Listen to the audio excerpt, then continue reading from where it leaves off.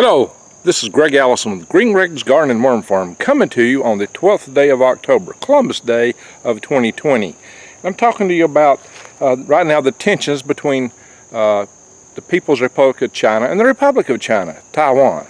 So before we get into it, I'd like to say, hey, I like to make these programs often out here in the kingdom of the walnut. Why? Because a walnut tree makes its own little ecosystem. If you look around here, just around this tree, there's an island of grass and moss that's not typical in this area in the forest floor. A lot of moss and different plants grow.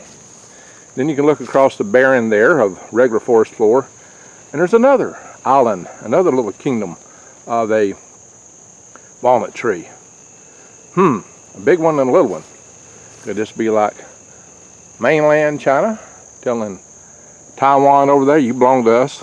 And we got to annex you, even though there's a gulf, a strait between them. No, I don't think so. No, I don't think so at all. This is Mother Nature, and Mother Nature's rather beautiful, and I love both trees, especially this grand old tree right here. It is the grand old tree. It's a beautiful tree. And by the way, the Republic of China is actually older than the People's Republic of China. The Republic of China, the country, the nation that China reclaimed, the mainland China, the People's Republic of China, claims as a breakaway republic, predates the People's Republic of China. We'll go into all that stuff.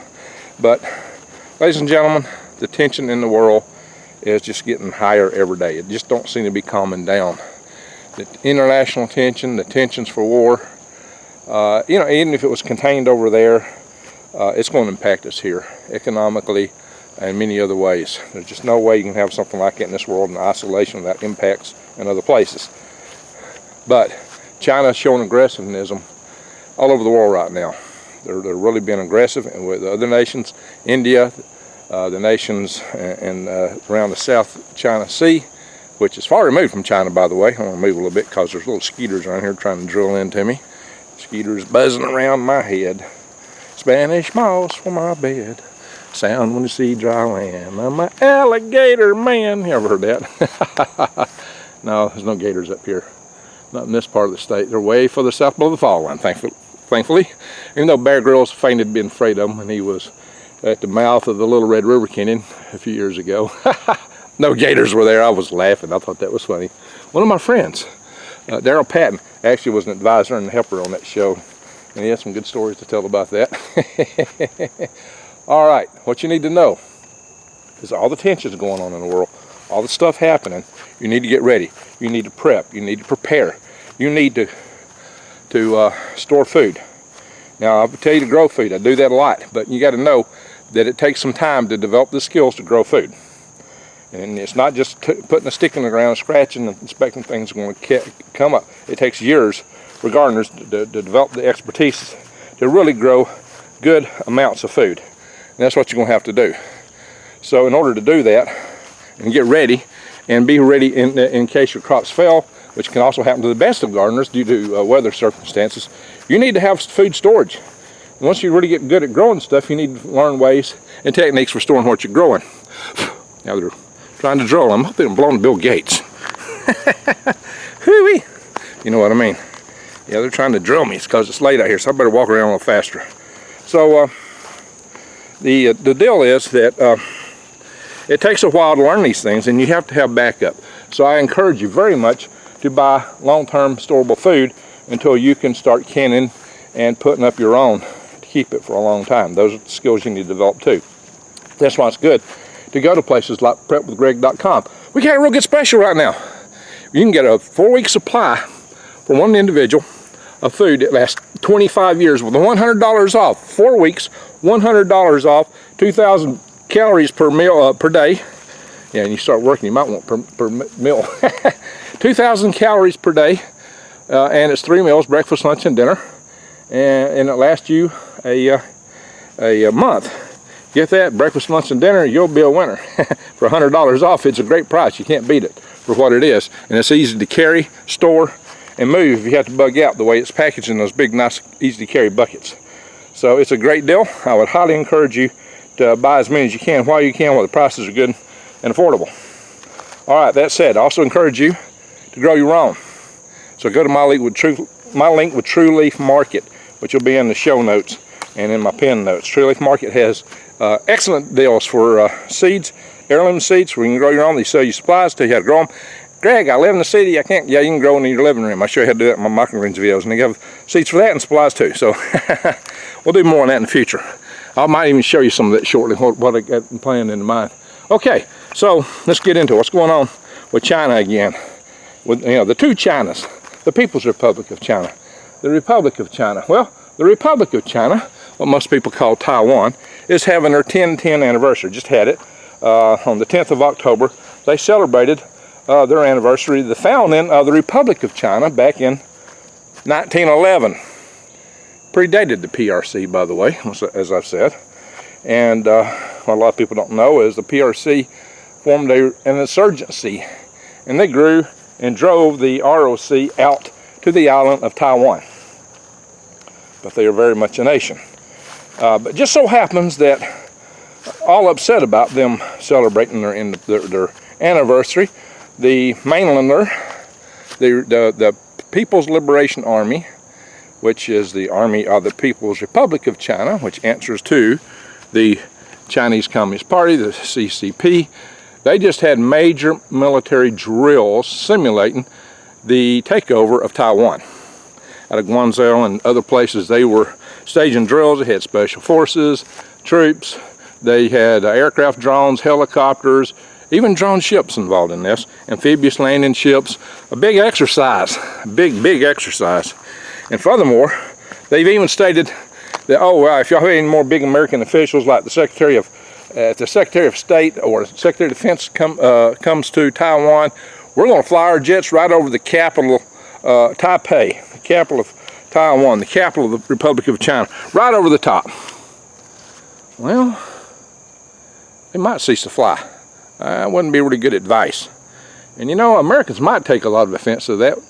If the Republic of China don't take offense, your planes just might cease to fly there, Xi Jinping. You might want to think twice about that one. It's not a smart move there, fella. I would advise you not to do that. Okay, so all that said, the rhetoric is building up. The practices, the drills, the games. It's even gone to another phase. As you know, India and China aren't exactly getting along in the world right now. As you know, they've had a lot of conflicts in the Himalayas along the line of actual control between China and India, specifically in the Galwan Valley and places like that, where they've had clashes that's left some people no longer living. Wow, I'm getting all over me here on my hand holding the camera. Holy smokes, just saw them, they were fogging it.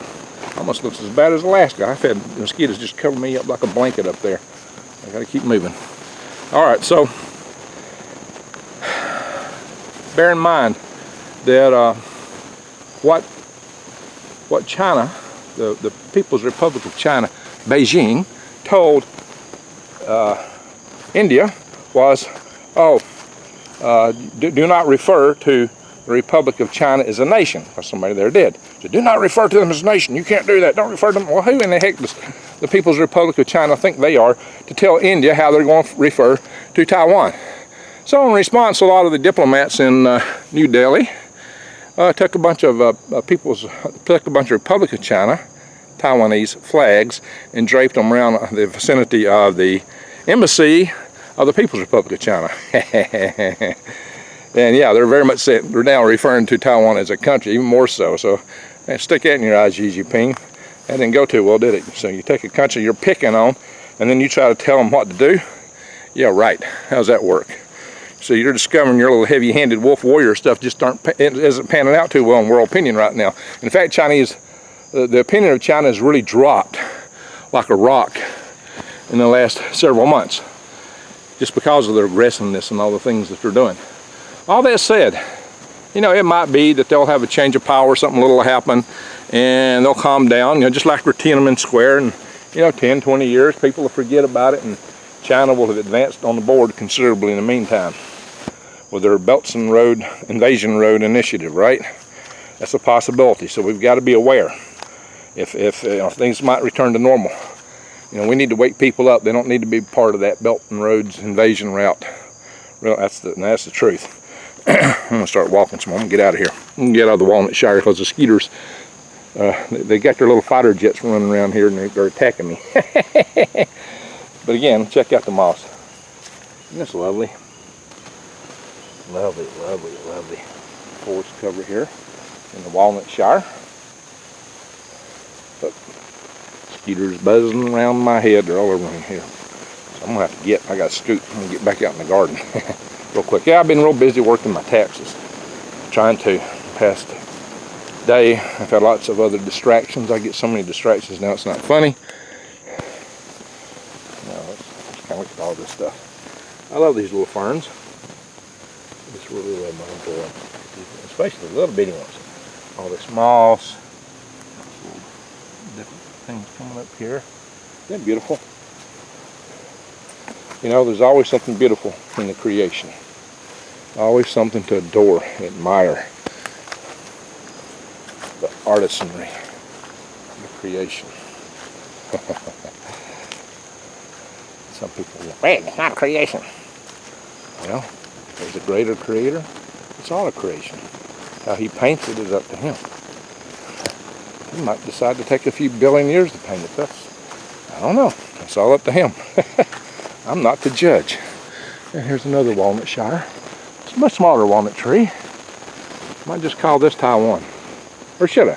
Taiwan's older than the Republic of China. So maybe that's Taiwan over there. And this is a PRC. No. I'm sorry, trees. I didn't mean to cut one of you down by calling you PRC. Mother Nature. It's not like that. Anyway, so there's beauty out here in Mother Nature. And there's beauty in all people.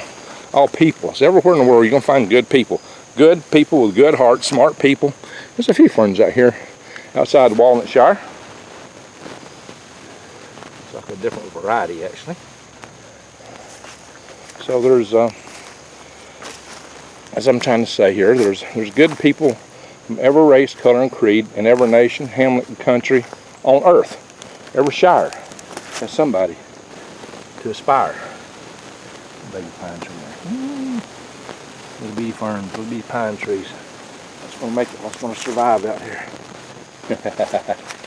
So there are good people everywhere, but the people in charge, the powers that be, couldn't be a totally different matter. Power corrupts and absolute. Power corrupts absolute. When you have one party system, you're going to have a corrupt system by definition.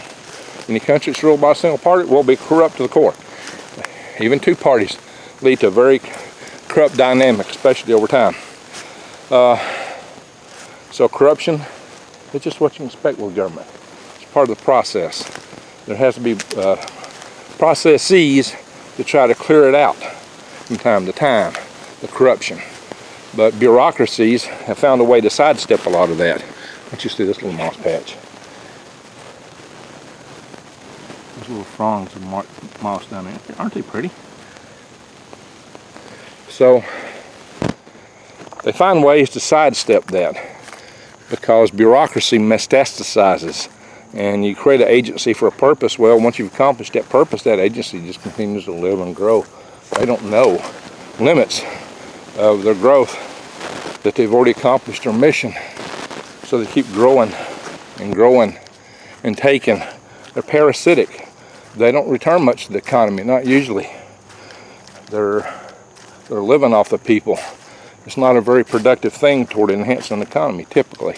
Every once in a while, an agency might sponsor a lot of research and development, and therein usually lies exceptions for return to the economy. Everything else is just redistribution. Robbing Paul to pay Peter. Robbing Peter to pay Paul. And they get so used to being robbed, they don't realize all they think is they're getting freebies. Oh, look what Uncle Sugar gave me.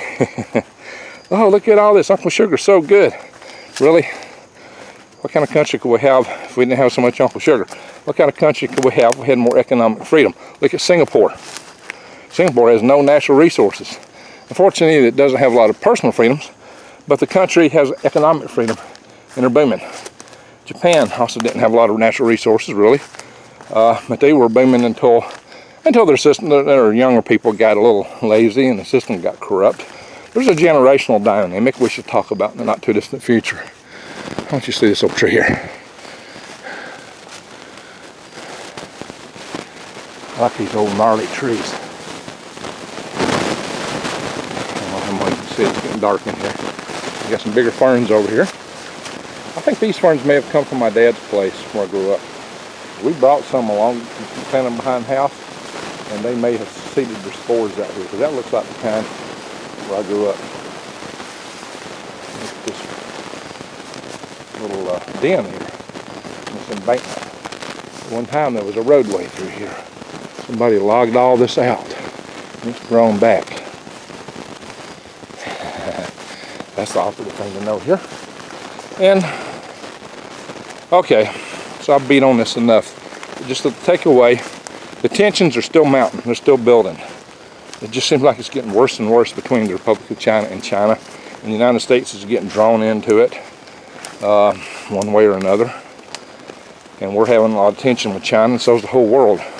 India, we're on the verge of forming a NATO and the Indo-Pacific NATO between the United States. Right now we're calling it the Quad countries. There's 4 countries involved: Australia, Japan, India, and the United States. So you can bet if we form that alliance, China's going to have to take notice, but you know, it also puts us at more risk of being drawn into things over there.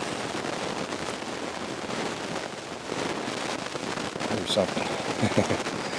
Yeah, it's very interesting. I'm walking back out toward the bees are. I'm going to do a little video on my garden here in a little bit, some other things real quick. And I got to get back in and work taxes. Taxes. Terrible stuff. Something to pay all that government. Of course, I do make a living from it myself. So, that's a whole nother story. Anyway, everyone, my battery ran out last time. I hope we don't have any hissing or static this time. There's no reason to. There's no if. I do have a pocket phone in here, but it shouldn't be going off. So there should be no, I mean, there's no RF system on my camera here that I'm using. I don't have Wi-Fi or anything on it, so it shouldn't be picking up static. But it's possible. And there's no wind out here. So anyway, I just want to say, everyone, take care. Take care of your family, yourself. Check my links out. If you're not subscribed to my channel, please subscribe, bang the notification bell. And thank you for watching. Bye.